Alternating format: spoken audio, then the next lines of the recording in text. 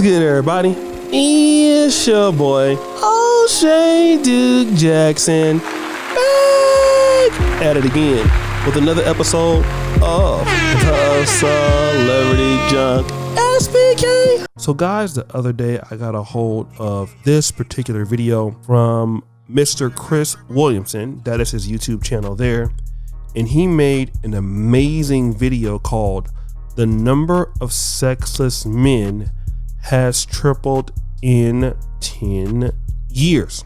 Now that's interesting to make a video like that, especially with many of the resources that men have. And what are we talking about as far as resources? Well, the world is now a smaller place. You have the Facebook, you have Instagram, and you have Tinder. Now, dating apps like Tinder, Plenty of Fish, those dating apps usually should allow men to have access to more women, to match with more women.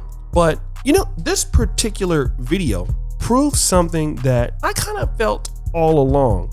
And that is, there is somewhat of a good looks inequality on Tinder towards certain men. Now, I talked about this particular mixer that happened in Dallas a few days ago that a lot of men didn't show up to. And what's the reason? These singles mixers, typically women are not interested in the average men that might come to them. This is the same thing that happens on dating apps. Women are extremely concerned with what you look like. And, let's say, for example, if you're not a very photogenic person, but in person you may have a little bit of a different vibe. It doesn't take into account of, your personality, your charisma, and things like that. You're only rated on your looks. But I want to basically let you hear his explanation of what's happening here, and then we'll come back to it. Speaking of which, I got sent this thread by Rob Henderson earlier on, which is really interesting.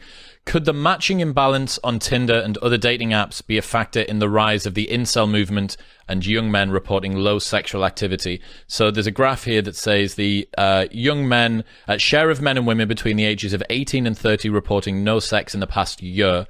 And that has gone up from 10% to 30% for men since around about 2010 to 2020 to now, right? So over the last decade, the number of men reporting no sex in the last year has tripled.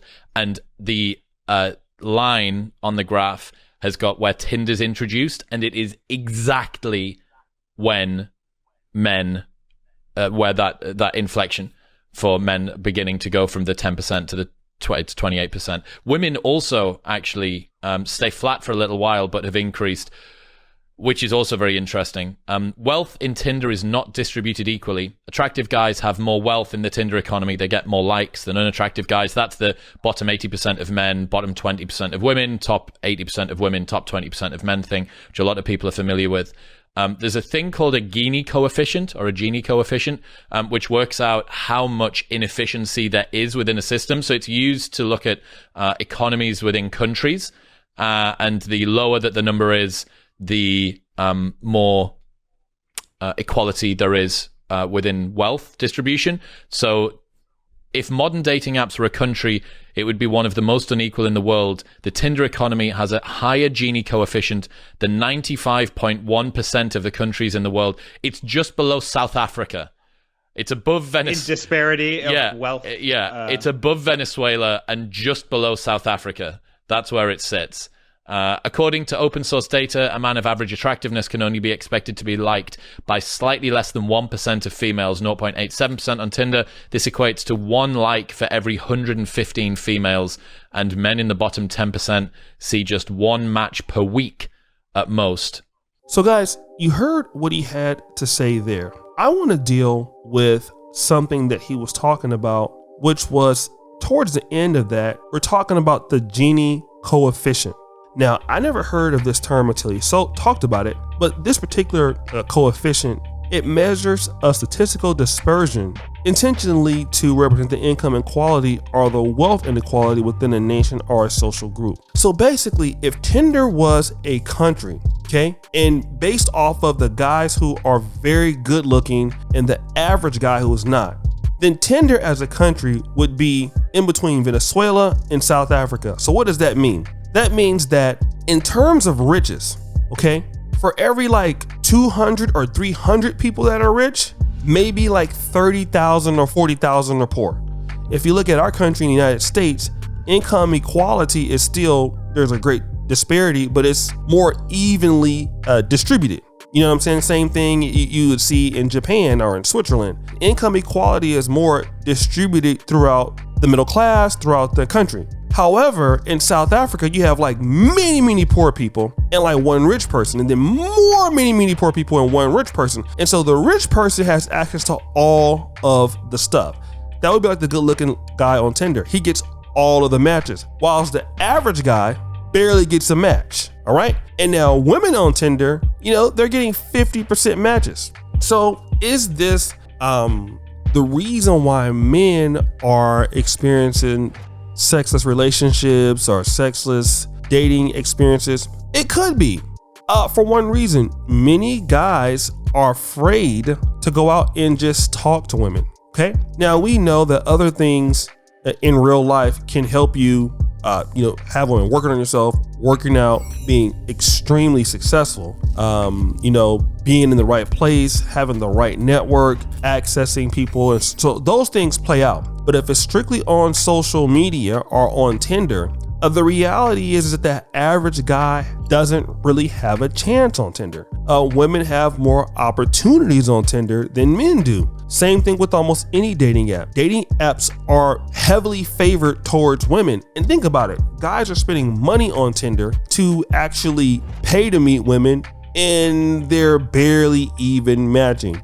Which leads me to this particular solution. Men are just simply gonna have to go back to the old school, talking to women on the streets. Now, here's the situation. A lot of guys are afraid of rejection. A lot of guys are afraid of what's going to, be said. But one thing that can never be replaced, that is you. If you're a funny guy, she can't tell it on Tinder, right? Because she's just basically looking at what you have on that day. If you're a guy that smells good, she doesn't know. If you're a guy that dresses real nice, she doesn't know. If you're a guy that has a nice car, she doesn't know. So a lot of guys who are really good with women, maybe on Tinder, don't have the ability to really show their strong points. And if you're a guy that's really good in person and you can close the deal and you can create chemistry between you and a woman, you might not even match on her on Tinder. But if she sees you in person, you might have a shot. The person that she sees, she may actually be intimidated by you, be intimidated by what you have to offer. And I'll tell you, there's nothing to be scared of. The worst a woman can tell you is no. I mean, they're already telling you no on Tinder anyway. So when you see a chick, you might as well go for it. And here's why. Why is it better to go for it in person? Because you get to see if the chick's not like really catfishing you. What do I mean?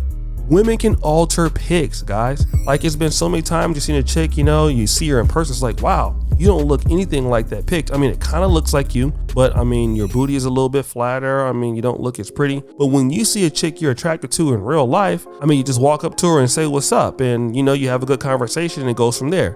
So I think that guys got to really start to not really so much worry about Tinder and just worry about, what you see out in the streets. You get shot down, who cares? But eventually you'll have the confidence that many guys won't. And that's to say hello.